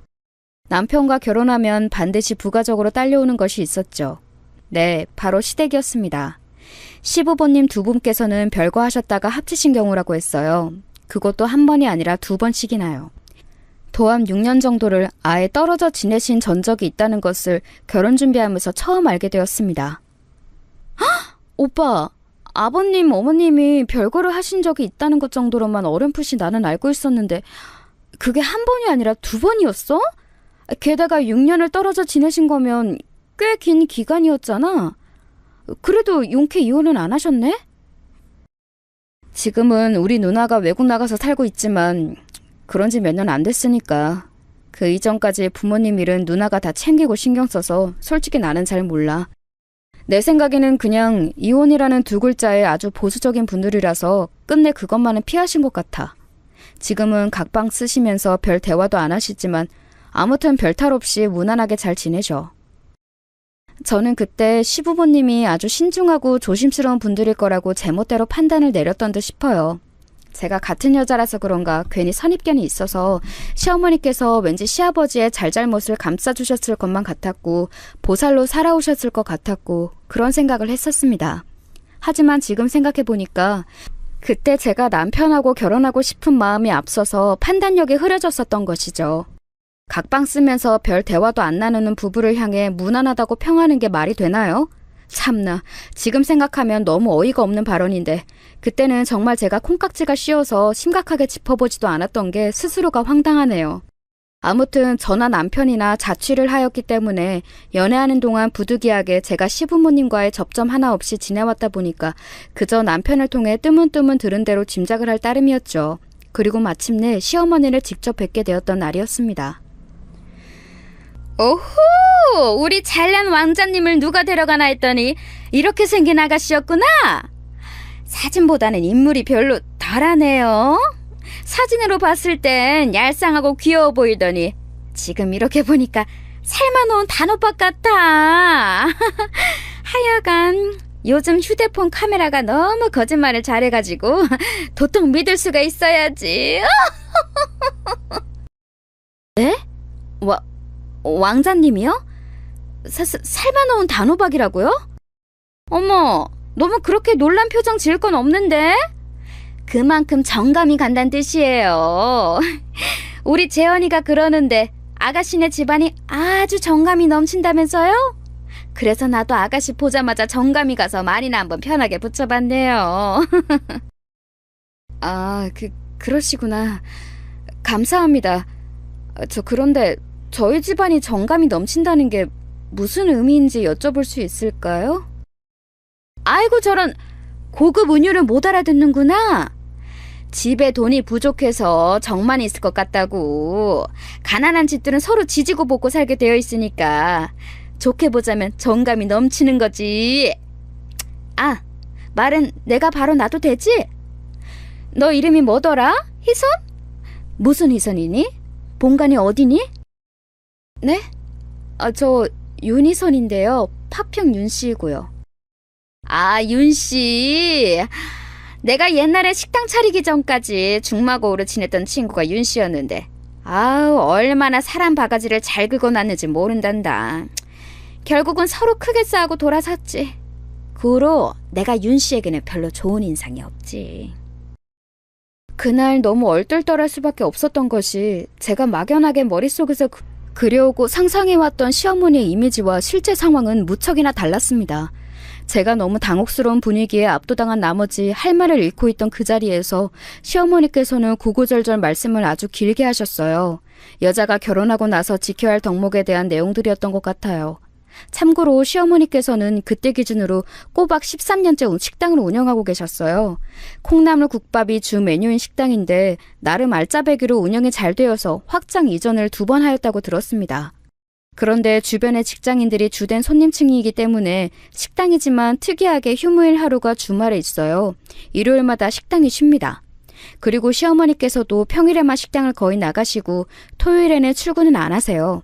그렇기 때문에 제가 더더욱 연애하면서 그 식당을 가볼 일이 없었던 거예요. 첫 대면 때 제가 솔직히 시어머니의 언행에 살짝 기분이 상했었는데 며칠 후 시어머니의 초대로 남편과 함께 토요일에 그 식당을 갔었어요. 그리고 이때 기분 전환이 됐었죠. 시어머니께서 그곳 직원분들께 저를 며느리라고 소개하셨거든요. 여러분, 여기 주목! 이쪽 아가씨가 우리 며느리. 곧 우리 아들하고 결혼식 올릴 거야. 다들 의무적으로 결혼식 참가하는 거 알죠? 잉? 앞으로 종종 우리 며느리 보게 될 테니까 보면 잘들 인사해주고 그렇게 지내요. 잉? 어머님, 갑자기 제 소개를 그렇게 해주시면 당황스러운데. 안녕하세요. 저기 앞으로 모두 잘 부탁드립니다. 제가 어리둥절해서 얼떨결에 그곳 직원분들께 인사를 해버렸는데 솔직히 그게 싫지는 않았어요. 갑자기 뭔가 인정받는 느낌이었다고나 할까요? 그 순간에는 그런 느낌이었어요.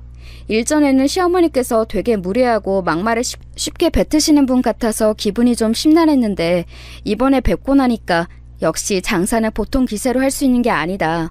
식당 운영을 하시다 보니까 기세가 강해지신 것을 내가 무례하신 분이라고 여긴 거구나. 이런 식으로 생각이 바뀌더라고요. 시부모님께서 별거를 하시던 때에 시아버지께서 마련해 두셨던 집이 있었어요. 시댁과 먼 거리의 위치는 아니었고요. 그 당시에 가격이 너무 좋게 나와서 시아버지께서 무리를 하셔서라도 구입을 하셨던 집이었다네요.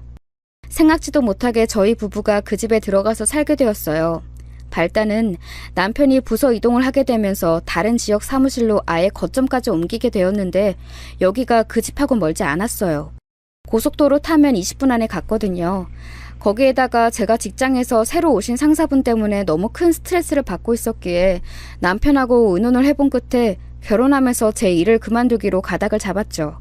저는 외주로 일감받아서 재택으로 근무를 몇 달 하다가 새로운 그 동네에서 사는 게 적응이 다 되고 나면 그곳에서 정식으로 출퇴근을 할 일자리를 구해볼 작정이었습니다. 모든 게 일사천리로 진행되는 것 같아서 좋았어요. 엄마 또한 제가 괜찮은 짝 만나서 결실을 맺는다는 것에 크게 기뻐하셨고요.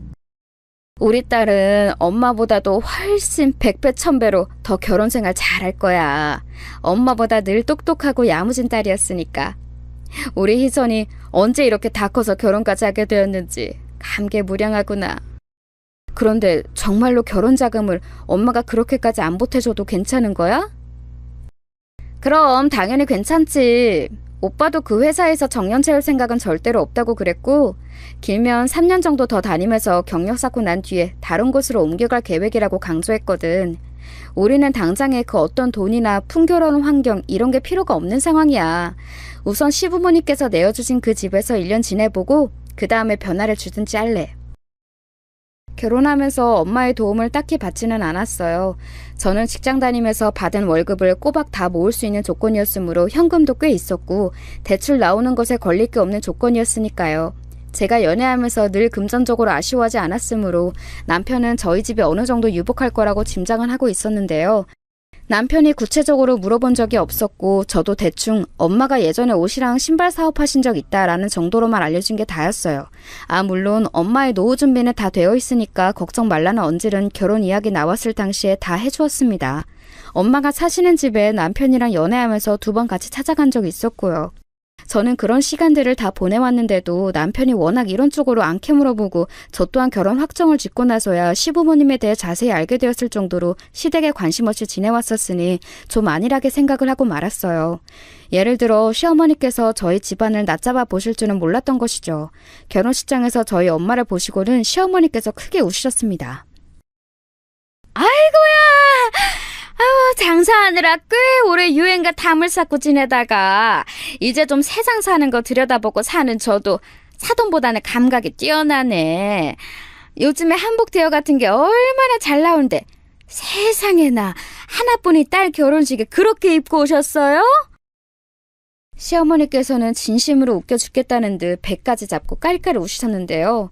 엄마하고 저는 그냥 잠시 얼어붙어 있었어요. 엄마는 그날 옛날에 외할머니께서 직접 지어주신 한복을 입고 계셨어요. 제가 대학을 재학 중이던 때에 외할머니께서는 돌아가셨습니다. 암이었는데 너무 늦게 발견을 하셨어요. 엄마는 외할머니께 돈 이야기를 밝히셨었죠. 그러자 외할머니께는 조금 더 놀라지 않고 미소만 지으셨어요. 그랬구나. 돈이 꽤 있을 거라고 짐작은 했어도 내색은 안 했다. 너에게 미안한 점이 있어서 내가 그랬나 보다. 나에게 돈 쓰지 마라. 그리고 네 아버지, 네 형제들에게도 쓰지 마라. 너는 네 딸에게만 그 돈을 써. 이게 내 유언이야. 죽음에 가까워져 보니 가족 중에 나와 가장 가까웠던 존재가 너였음을 내가 이제야 안다. 나를 용서해라. 생각지도 못한 외할머니의 대답을 들으신 엄마는 오열하셨고 뒤에 서 있던 저도 숨죽여 울었었네요. 엄마의 표현에 따르자면 그 한복은 외할머니께서 엄마에게 선수 주셨던 유일한 선물이나 다름없다고 했습니다. 그러니 하나뿐인 딸의 결혼식에 꺼내 입으셨던 거예요. 비록 최신 디자인이나 색감의 한복은 아니었으나 고상하고 절제된 매력이 있었습니다. 그런 한복을 시어머니께서 한껏 비웃으시니 정말 어처구니가 없었죠. 안사돈께서는 겉으로 보이는 것만 보고 그 가치를 판단하며 평가하시나 봅니다. 저는 저희 딸이 앞으로 자기 시어머니 옆에서 많은 인생의 지혜를 배우는 며느리가 되기를 바라는 입장으로서 지금 안사돈의 언사에 무척 실망하고 말았다는 말씀을 도저히 안 드릴 수가 없군요. 어머, 세상에나 뭐 그렇게 무게를 잡고 말씀을 다 하세요? 저는 그저 사돈께 친근하게 다가가려는 마음에 유쾌하게 가고 싶어서 그렇게 밝게 말씀을 드린 거예요. 뭐든지 지나치면 안 하느니만 못하다는 말을 안사돈께서도 잘 알고 계시리라고 믿습니다. 듣는 이의 기분이 유쾌해야 비로소 그것이 유쾌하다고 표현할 수 있는 게 아닐까요? 그러면 지금 사돈께서는 제가 실언을 했다고 돌려 까시는 건가요? 참 가벼운 농담 하나도 못 드리겠네요. 저러냐. 저는 방금 유쾌하게 말씀을 받아치고 싶어서 일부러 유쾌하다는 단어를 들먹이면서 말씀을 드린 것인데 실언한 건 저인 것 같습니다. 안사돈께서는 제 대답이 전혀 유쾌하지 않게 들리셨죠? 당연하죠. 그렇게 반응하시는데 누가 그걸 듣고 유쾌하다고 받아들이겠어요? 네, 그러시겠죠. 그럼 이제 안사돈께서도 저의 기분이 왜 유쾌하지 않은지 오롯이 이해를 하셨으리라고 믿겠습니다. 엄마의 나긋나긋하지만 분명한 말투에 시어머니께서는 제대로 한 방 먹으셨어요. 순간 한 걸음 뒤로 주춤 물러나시더라고요. 제가 조용하지만 강한 엄마와 꿀먹은 벙어리가 되신 시어머니를 번갈아 쳐다보고 있을 때였어요. 마지막을 장식하는 것도 엄마의 순서였죠. 모쪼록 앞으로 저희 딸 잘 부탁드리겠고 오늘 일정도 잘 마무리 지었으면 좋겠습니다. 이왕이면 유쾌하게요. 그러나 시어머니께서는 점차 얼굴이 붉게 달아오르기 시작하셨어요. 왠지 부끄러움을 느끼신 듯한 모습이었습니다. 더 이상 아무 말씀도 안 하시더라고요. 저는 엄마의 정중함이 정말 멋있다는 생각이 들었어요. 그런데 솔직히 그날 결혼식장에서 왜 시어머니께서 그렇듯 태도를 쉽게 취하신 것인지 저는 알 것 같았어요. 왜냐하면 별로 부르고 싶지 않았던 제 외갓집 사람들이 격식이라는 것도 모르는지 거의 다 옷을 너무 편하게 입고 왔고 예식 내내 너무나도 산만하게 굴었거든요. 그래도 앞으로 그분들을 열심히 보고 살 것도 아니니까 속에서 지으려고 했습니다. 하지만 신혼여행 다녀와서 며칠 지나지 않았을 때 시어머니로부터 그걸 가지고 꼬투리를 잡혔어요. 예, 너는 어쩜 집안 사람들이라고 있는 것들이 죄다 똑같이 수준이 낮아 보일 수가 있니? 나 그날 식장에서 보고 얼마나 기가 막히고 코가 막혔는지 모른단다. 거기 식구들 중에서 명문대 나온 사람 하나라도 있니? 대기업 다니는 사람은? 글쎄요, 제가 활발하게 교류를 하면서 살아온 게 아니라서요. 어디 대학 나와서 어디 직장 다니는지까지는 잘 모르겠네요. 죄송해요. 친인척들과 별로 안 친하게 지냈구나. 하기사 서로에게 엉겨붙을 만한 건덕지가 딱 봐도 없을 것 같더라. 콩고물이라도 떨어지는 사이여야 한 집안 사람들끼리도 붙어먹을 유대감이 생기는 거야. 그런데 너네는 너랑 네 엄마 딸랑 둘이 전부이고 돈이고 뭐고 내세울 것도 없고 그나마 네가 4년제 대학 나와서 부지런히 취업한 거 하나가 업적이구나. 저는 제가 잘못 들었나 싶었습니다. 이제 회사로 출퇴근을 안 하니까 제가 시간 쓰는 게 여유가 있어서 기껏 시어머니의 식당까지 발걸음을 해보았건만 손에 주전부리 들고 방문한 제 처지가 갑자기 우스워졌어요. 제가 사온 주전부리 꾸러미를 손으로 뒤적거리시다가 시어머니께서 그걸 카운터 뒤편에다가 휙 집어던지시는 걸 보고 제 입이 떡 벌어졌죠. 헉! 어머님, 그걸 왜 던지세요? 저기에 쿠키도 있는데 던지시면 그런 거 다 박살나요. 박살이 좀 나면 어떤다고 그러니? 너도 네 엄마 따라서 있어 보이는 척하며 고상 떨고 싶어서 그래? 네? 갑자기 저희 엄마 얘기는 왜 하세요? 아니 그보다요. 좀 전에 저희 엄마를 향해 네 엄마라고 칭하신 것 같은데 제 귀가 잘못된 게 아니라면 제대로 들은 건 맞죠?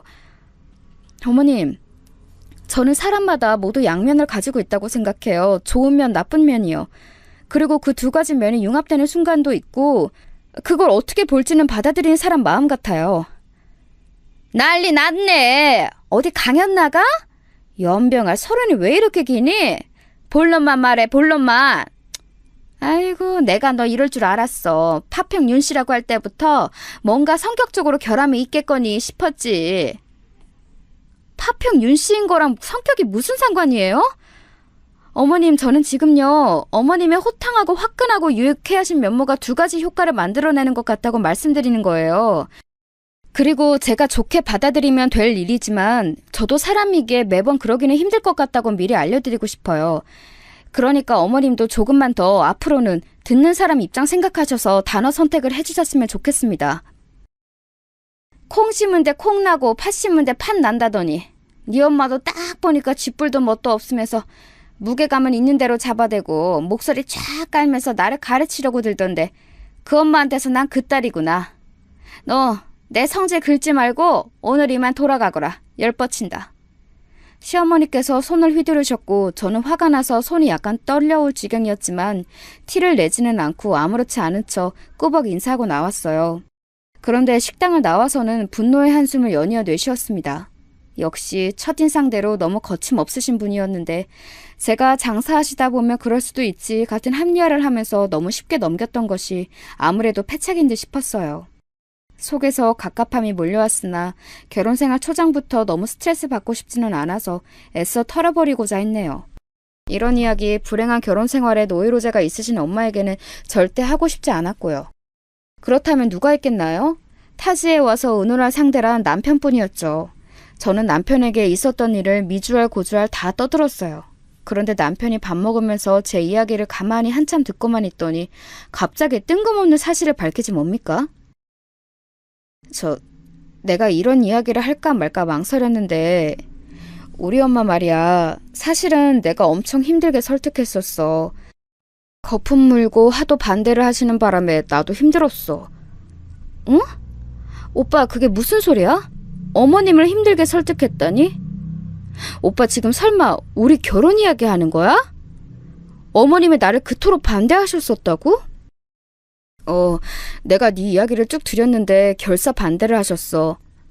아예 잘 사는 집안에 잘난 여자를 데려오든가 아니면 아예 종처럼 순응하며 고분고분하게 며느리 노릇하고 식당 일 도와줄 여자를 데려오든가 양자택일을 하라면서 난리를 치셨지.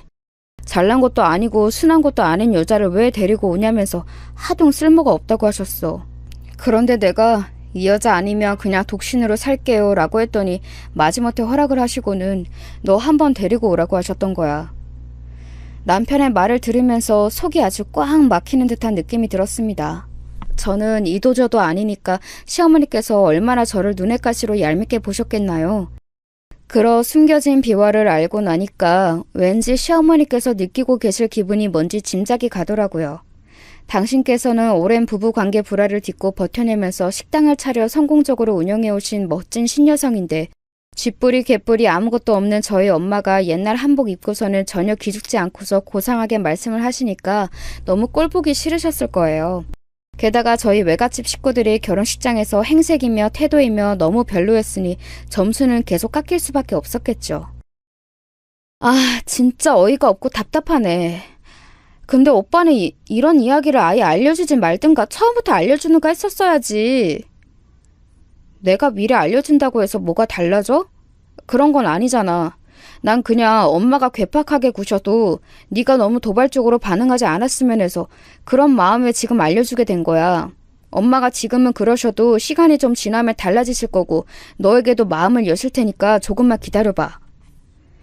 상대가 자기를 너무 마음에 안 들어 했다는 전말을 듣고도 아무렇지 않을 수 있는 사람이 몇이나 되겠어요? 일단 저는 아니었어요.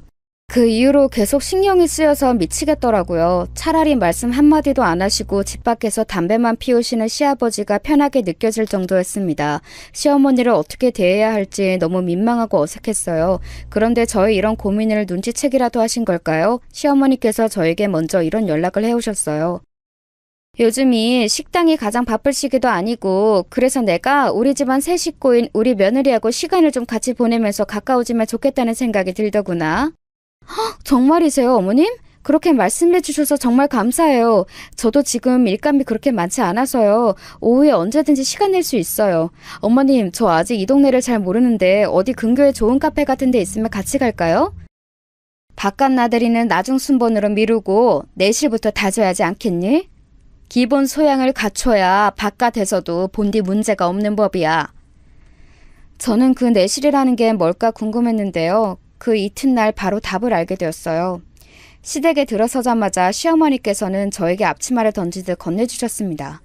그리고는 손가락을 까닥까닥 하시면서 저를 부엌으로 인도하셨죠. 오늘부터 수업 시작이다. 네가 덜 떨어진 생활만 해서 아는 것도 없을 테니 기초부터 내가 가르쳐주마. 재료 다듬는 거랑 찌개 육수 내는 법부터 하면 돼. 네? 저 그럼 오늘부터 요리를 배우는 건가요? 저도 요리 나름 꽤 하는데요. 그리고 저 덜 떨어진 생활을 한 적 없어요. 그렇게 말을 하자마자 머리에 수저가 날아들었어요. 빡 하고 단단한 수저가 제 머리에 꽂혔는데 순간적으로 시야가 일렁거리더라고요. 난데없이 수저로 맞게 되다니 아픈 것보다 너무 어이가 없어서 시어머니를 멍하게 쳐다봤습니다. 뭘 멍하게 쳐다보고만 있어? 얼른 냉장고 열어서 재료 뭐 있나 그것부터 뒤적거려야지. 이래놓고서는 무슨 털 떨어진 생활을 안 해봤다고 나불거리는지. 너는 네 엄마한테서 주둥이 터는 법만 배웠나 보구나. 어머님, 자꾸 저희 엄마를 그렇게 칭하지 마세요. 그러면 어머님의 품격만 떨어지는 거예요. 품격이라는 것이 없는 쪽에서 나를 걱정해주다니 이거 참 눈물겹구나. 나는 너랑 네 엄마처럼 뭣도 없으면서 물에 빠지면 주둥이만 동동 떠다닐 것 같은 부류가 제일 한심해. 어머님, 그냥 제가 마음에 안 드신 거죠? 저희 집이 잘 사는 것도 아닌데 제가 주눅 들어 있지 않아서 싫으시고 저희 엄마는 어머님에 비해서 가지신 게 뭣도 없는데 태도가 당당하셔서 그건 역시도 마음에 안 드셨죠? 제가 아예 대놓고 직구로 여쭤봤어요. 그랬더니 시어머니께서 전곡을 딱 찔렸다는 듯이 헛기침을 뱉으시더니 엄포를 놓으셨어요.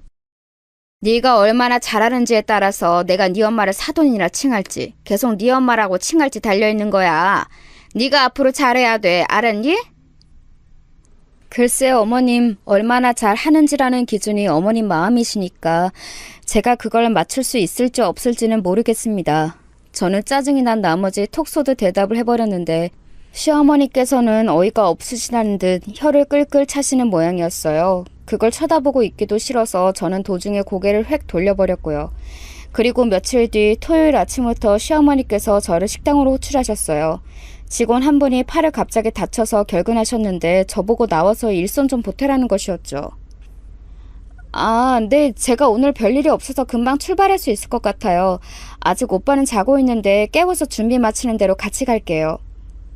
왕자님은 더 꿈나라 헤엄치게 냅둬. 일은 너만 오면 되는데 왜 그렇게 생각이 짧으니? 한 주 내내 회사 다니느라 개고생한 자기 남편이 너는 불쌍하지도 않나 보다. 집에서 판판히 놀다가 컴퓨터만 몇 번 만지면 그걸로 일 끝나는 네가 하긴 뭘 알겠니. 그러니까 식당 나와서 제대로 일 좀 체험해봐. 진짜 그 말씀을 따르기가 싫더라고요. 사람 말이 아다르고 어다르고 하는데 그런 식으로 말씀을 하시니까 있던 의욕마저 사라지는 기분이었어요. 그거 꾹 참고서 제가 식당으로 가봤습니다. 그런데 설거지거리가 너무 많더라고요. 어머님, 제가 이걸 혼자 어떻게 다 해요? 식기세척기가 있다고 하지만 제가 혼자 이거 다 1차 세척을 해서 넣어야 하는 거잖아요.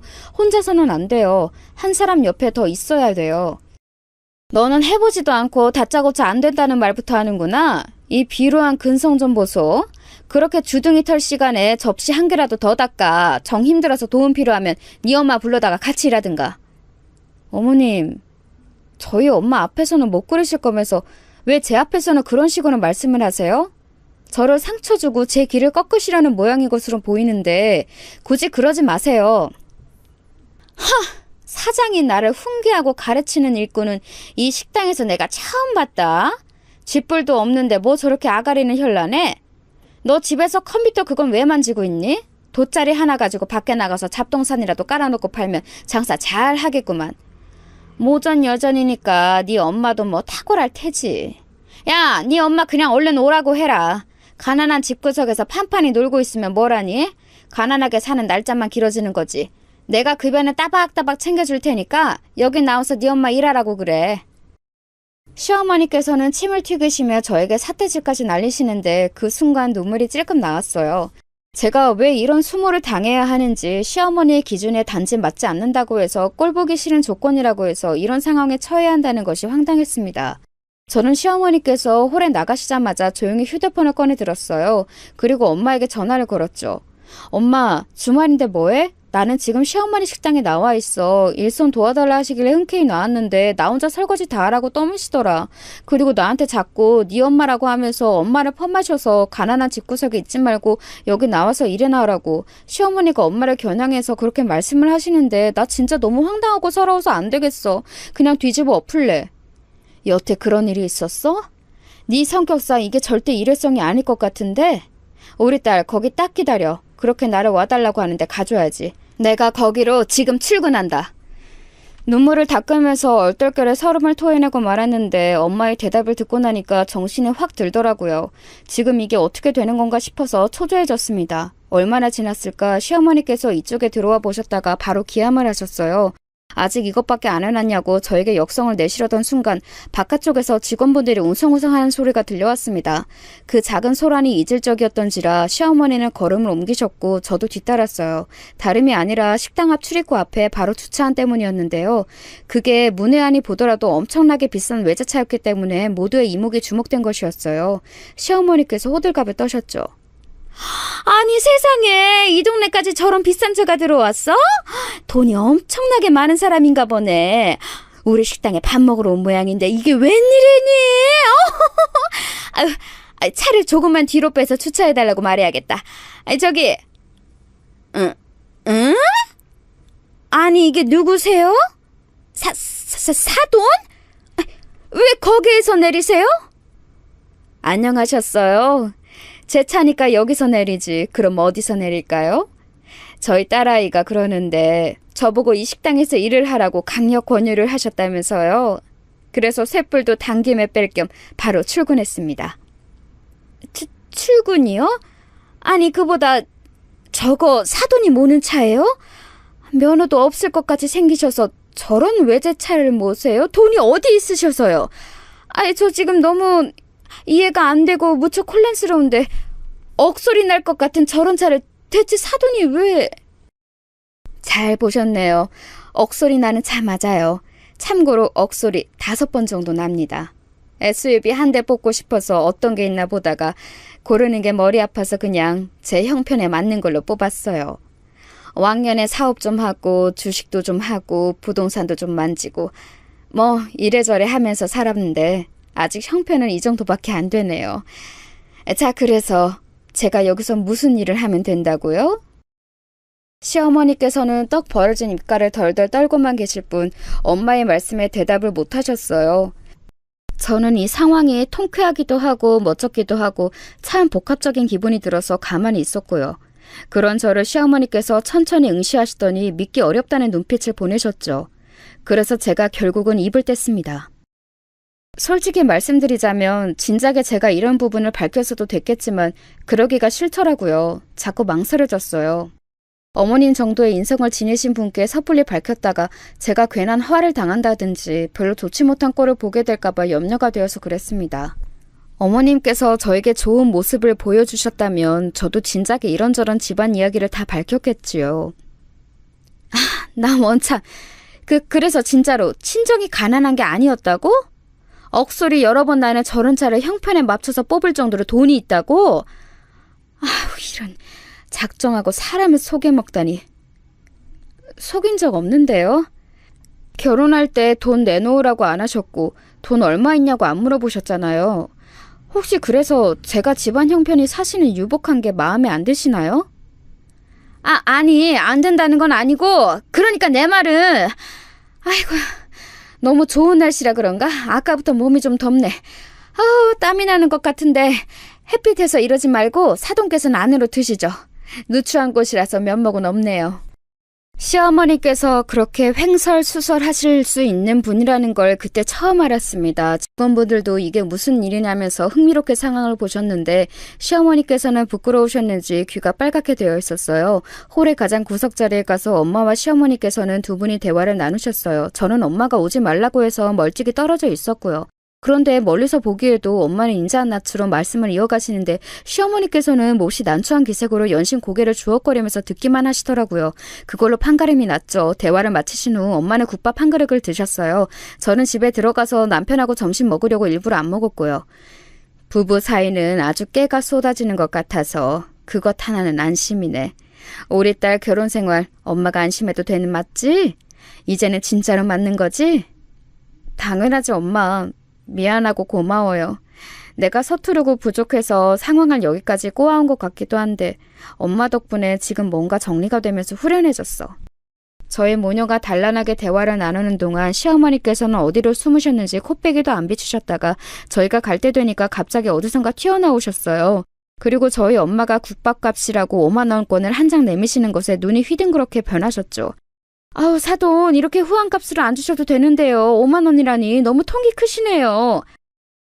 네? 무슨 말씀이시죠?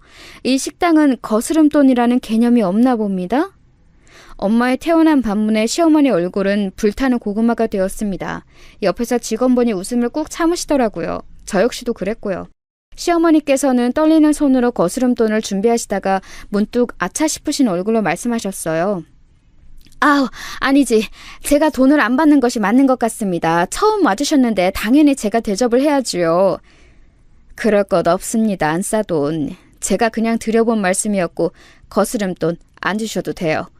앞으로도 장사 잘 하시라고 제가 개념으로 드리는 거예요. 잘 먹고 갑니다. 엄마가 정중하게 목례를 남기시고 걸음을 옮기시자 그 모습을 시어머니께서는 홀린 듯 멍하게 쳐다보셨어요. 저는 그때 생각했죠. 엄마가 발휘하시는 바로 이것이 품격인 것 같다고요. 그날 엄마와 근처 카페로 가서 수다를 좀 더 떨다가 헤어졌네요. 남편하고는 긴 대화를 나누었고요. 엄마의 재산 규모는 정확히 안 밝히고 대략적으로 알려주었는데 남편은 놀라지도 않았어요. 그러면서 하는 말이 가관이었네요. 멋지시다. 근데 뭐 내 돈도 아니고 그림의 떡이라고 할 수도 없지. 얼마나 미련 하나 없어 보이는지 몰라요. 도대체 이런 남자를 그런 시어머니께서 어떻게 낳고 기르셨는지 의문이었네요. 멋대가리는 없는 남자이지만 제가 남편감으로는 잘 고른 것 같아요. 그 이후로 시어머니께서는 저희 엄마를 깍듯하게 사부인이라고 칭하기 시작하였고 휴대폰에 저를 며느님이라고 저장해 놓으셨더라고요. 그 이전에는 원래 며느리였는데 바뀐 거였죠. 그걸 발견하고도 저는 그냥 모르는 척했어요. 그게 편한 것 같아서요. 지금 현재 시어머니와 고부관계가 솔직히 엄청 편하지는 않아요. 그런데 그렇게 되기란 어차피 쉽지 않은 것 같아서 이 정도에 충분히 만족하면서 지내는 중이랍니다.